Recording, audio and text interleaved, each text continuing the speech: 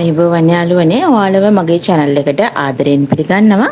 අද මම ඔයාලට අරගෙන ආවේ මහතා රැජින කතාවේ 12 වෙනි කොටස. ඔයාලා මගේ වීඩියෝස් වලට කැමති නම් අනිවාර්යෙන්ම like එකක් දාන්න. channel එක subscribe කරන්න අමතක කරන්නත් එපා. bell icon එක click කරොත් notification ගෙන්න ගන්න පුළුවන්.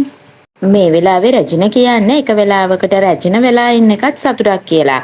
මොකද ඇඳිරි නීතිය පහුවෙලා තිබ්බත් ඔවුන් ගේට්ටුව ඇරියනේ කියලා. එතකොට හොන්යොන් කියනවා ඔහු ඔබේ මස්සිනා කිම්ම මාත්‍යවරයා විසින් හදාගත් පුත්‍රයා කියලා. රැජින ඒක එසේද කියලා ඇහුවත් එච්චර ගණනකට ගන්නෙ නැහැ. ඒත් එක්කම ඇය හොන්යොන්ගෙන් අහනවා මම කෝට්ටාර්යාව චෝයිව දැක්කේ නැහැ. ඇය කොහෙද කියලා. ඉතින් මේ වෙලාවේදී හොන්යොන් කියනවා ඇයව එළියට යවුවා. ඔබගේ මස්සිනා තමයි ඇයව එළියට යවුවේ. මොකද ඔබ බීමතින් අසනීප වූ බව කිසිවෙකු සොයා නොගැනීමට වග බලා ගන්න කියලා. හොන්යොන් තවදුරටත් කියනවා ඇය නම් මාලිගාවෙන් යන්න කැමති වුණේම නැහැ. බොහොම අමාරුවෙන් තමයි ඇයව පිටත් කර හැරියේ කියලා. රැජින අහනවා මිනිසුන් ඇයි මාලිගාවෙන් පිටවීමට අකමැති කියලා. හොන්යොන් නම් කියන්නේ ඒ මොකද මාලිගාවෙන් පිටත භයානක නිසා කියලා. කෙනෙකුට අවශ්‍ය සියල්ලම දැනටම මාලිගාවේ තියෙන නිසා කියලා. හැබැයි රැජින කියන්නේ වෙනස්ම දෙයක්. ඇය කියනවා මෙතන ඉන්න ඔක්කොම මෝහණය වෙලාද ඉන්නේ. එක දෙයක් තියෙනවා මාලිගාවේ හොයාගන්න බැරි කියලා. හොන්යොන්ට මොකක්ද කියලා දැන ගැනීමට අවශ්‍ය වෙනවා. රැජින ඒ වෙලාවේදී පිළිතුරු දෙන්නේ නිදහස කියලා. මේක හොන්යොන් නම් මෙච්චර පිළිගන්නේ නැහැ. ඇය කියන්නේ ඇතුළත උනත් පිටත උනත් ඒකේ ලොකු වෙනසක් නැහැ කියලා. ඒත් එක්කම රැජින කියනවා කොහොම හරි කමක් නැහැ. කෝට්ටාර්යාව චෝයි නැති එක හොඳයි. මොකද ඇය නිතරම කරන්නේ මට බනින එක කියලා. ඒ වගේම මේ වෙලාවේදී රැජින කියනවා මම මේ වගේ බඩගින්නේ ඉන්නකොට මට කුළුබඩු සහිත රාමයෙන් ටිකක් තිබ්බනම් හොඳයි කියලා. එය තමයි පූර්ණ පිළියම වන්නේ කියලා රැජින කියනවා. ඒ වගේම රැජින කියනවා ඒත් මෙතන රාමයෙන් නැහැ. ඒ වගේම හැන්ගෝවර් බීමද නැහැ කියලා. හැබැයි අය හිතනවා මේ දෙකම ඇයට නැති වුණත් ඇයට මෙතන බලය තියෙනවා කියලා. ඒ නිසා ඇය සේවකයෙක් අතේ ප්‍රධාන ආරක්කැමියට පණිවිඩයක් යවනවා ඇයට රාමයෙන් අවශ්‍ය බව.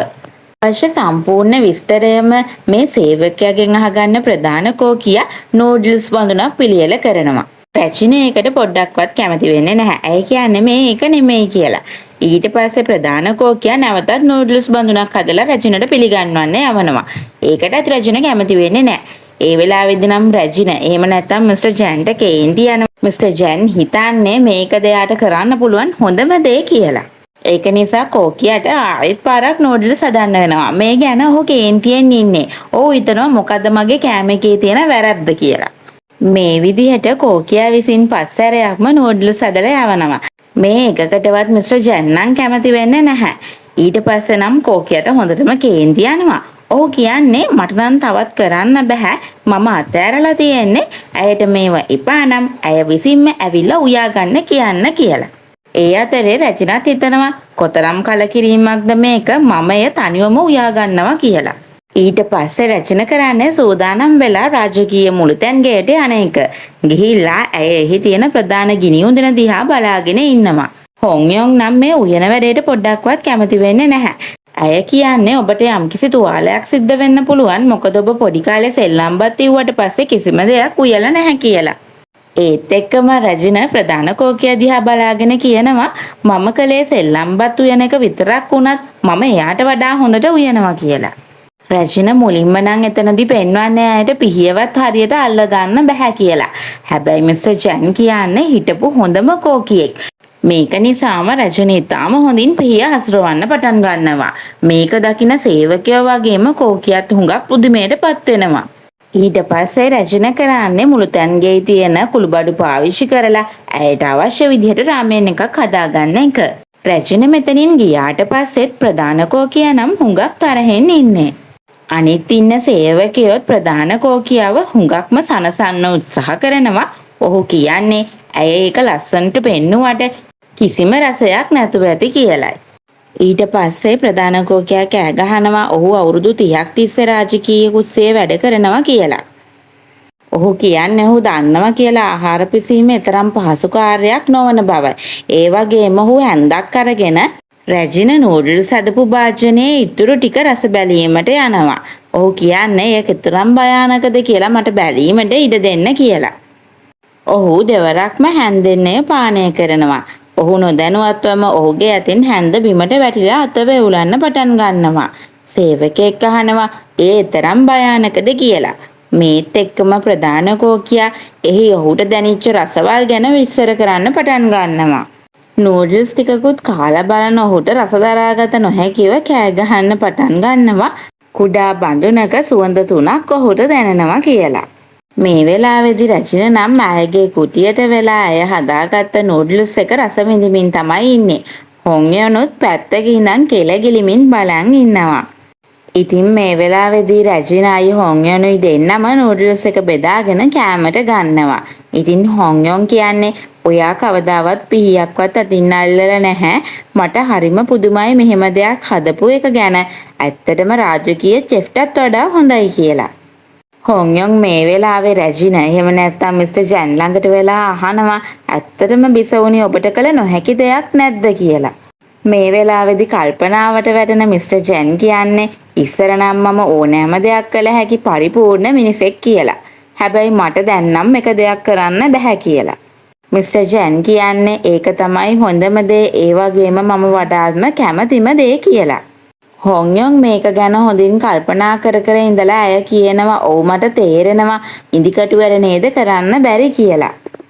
නැහැ එය වෙනත් දෙයක් කියලා රජින පවසනවා.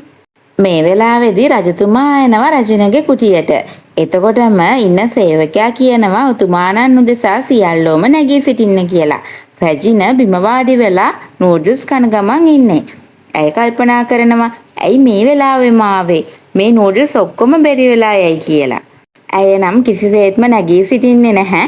ඇය කරන්නේ පුළුවන් තරම් ඉක්මනට නූඩල්ස් එක කාලා දාන්න හදන එක. එතකොට ඇයගේ කට පිච්චෙනවා. ඒත් එක්කම රජතුමා ඇතුළට එනවා මගේ රැජින කියලා කියාගෙන. රැජින රජතුමාට අතින් සංඥා කරනවා නවත්තන්න කියලා. ඊට පස්සේ ඇය කටේ තිබ්බ නූඩල්ස් එක ගිලලා දාලා රජතුමාට නැවතත් අතින් සංඥා කරනවා පටන් ගන්න කියලා. සේවකයෝ ඔක්කොම පුදුමෙන් වගේ බලන් ඉන්නවා. හැබැයි රජතුමා අය ගැන එච්චර සැලකිලිමත් වෙන්නේ නැහැ. ඔහු කියනවා මම ඊයේ වැඩිහිටියන් බලන්න ගියා. ඔබ ඊයේ රාත්‍රියේ හොඳින් සිටිනවාදයි කල්පනා කළ නිසා මම සංචාරයක් කළා කියලා. රජින මේ වෙලාවේ හිතින් කල්පනා කරනවා රජතුමා ඊයේ රාත්‍රිය ගැන දන්නවද කියලා. ඒත් එක්කම ඇය පිළිතුරු දෙනවා මං හොඳින් නොසිටීමට හේතුවක් නැහැ කියලා. ඒ වගේම නැවතත් පෙරලා ඇය ඔහුගෙන් අහනවා මහරජතුමනි ඔබටත් සුබ රාත්‍රියක් තිබුණද කියලා. ඒ වගේම මේ වෙලාවේදී රජින හිත යටින් හිතනවා දැන්මම මාතෘකාව වෙනස් කරන්න ඕනේ කියලා. රජින මාතෘකාව වෙනස් කරන්න හදන බව රජතුමාට මේ වෙලාවේ තේරෙනවා. ඉතින් මේ වෙලාවේදී රජතුමා රජිනකින් අහනවා ඔබ බිව්වද කියලා. රජින පිළිතුරු දෙන්නේ කිසිසේත්ම නැහැ ඔබ නෙවෙයිද බිව්වේ කියලා. ඊට පස්සේ රජතුමා කරන්නේ රජිනගේ මූණ ළඟටම ඇවිල්ලා එතනින් වාඩි වෙලා රජින දිහා බලන් ඉන්න එක. රජිනත් මේක අතාරින්නේ නැහැ. ඇයත් එක එල්ලෙම රජතුමා දිහා බලන් ඉන්නවා. ඒ ගමන් ඇය හිතනවා මේක ඔත්තු බැලීමේ තරංගයක්ද කියලා. ඒ වගේම රජතුමා මේ වෙලාවේදී හිතනවා ඔබ ඔතරම් හොඳ බොරුකාරයෙක් කියලා මම නම් හිතුවේ නැහැ කියලා. මේත් එක්කම රජිනට ගුඩුස් එකක් යනවා. ඒක හරියටම රජින පිට කරන්නේ රජතුමාගේ මූණටම. රජතුමාට මේ දරාගත නොහැකිව වාඩි වෙලා සිටපු ඉරියව්වෙන් එහෙම්මම බිමට වැටෙනවා. මේ පිළිබඳව කිසිම සැලකිල්ලක් දක්වන්නේ නැති අපේ රැජින එහෙම නැත්තම් මිස්ටර් ජැන් කියනවා ඔබ ඊටාම ලං වුණා වැඩි නැත්තම් මට හොඳ පුරුදු තියනවා කියලා. රජතුමා නම් මේ වෙලාවේ ඉන්නේ මේක දරා ගන්න බැරුව. ඒ වගේම ඔහු පවසනවා එය දැනටමත් මාගේ නාසය මරා දැමුවා වගේ කියලා. ඒත් එක්කම රජතුමා කියනවා මම හුඟක් කාර්යබහුලයි මට කරන්න වැඩ තියෙනවා ඒක නිසා මම යන්නම් කියලා. රජතුමා මෙතනින් පිට වෙලා ගියාට පස්සේ රජින කියනවා ඇත්තට මෙයා කාර්යබහුල වෙන්න විදිහක් නැහැ. හැබැයි එහෙමනම් එයා මෙහි මොකටද ආවේ කියලා. ඊට පස්සේ රජින කරන්නේ නූඩල්ස් එක දිහා බලන එක ඒක දැනටමත් බැරි වෙලා කියලා කෑ ගහ රජින නූඩල්ස් එක කන්න පටන් ගන්නවා. රජතුමා මේ වෙලාවේ සේවකයොත් එක්ක කොරිඩෝ එක දිගේ ඇවිදගෙන යන ගමන් ඉන්නේ. ඔහුගේ වැඩිමහල් සහෝදරයා එනවා රජතුමාව හම්බ වෙන්න. ඇවිල්ලා රජතුමාට සුබ පතනවා. ඒත් එක්කම රජතුමා බයෙන් බිරාන්ත වෙලා වගේ වැඩිමහල් සහෝදරයාට කතා කරලා අහනවා කරුණා කරලා ඔබට ළඟට එන්න පුළුවන්ද? ඇවිල්ලා මට කියන්න මගේ මුහුණේ දැනෙන්නේ මොන වගේ සුවඳක්ද කියලා. 13 වෙනි කොටසෙන් හමු වෙනකන් ඔයාලට සුබ දවසක්.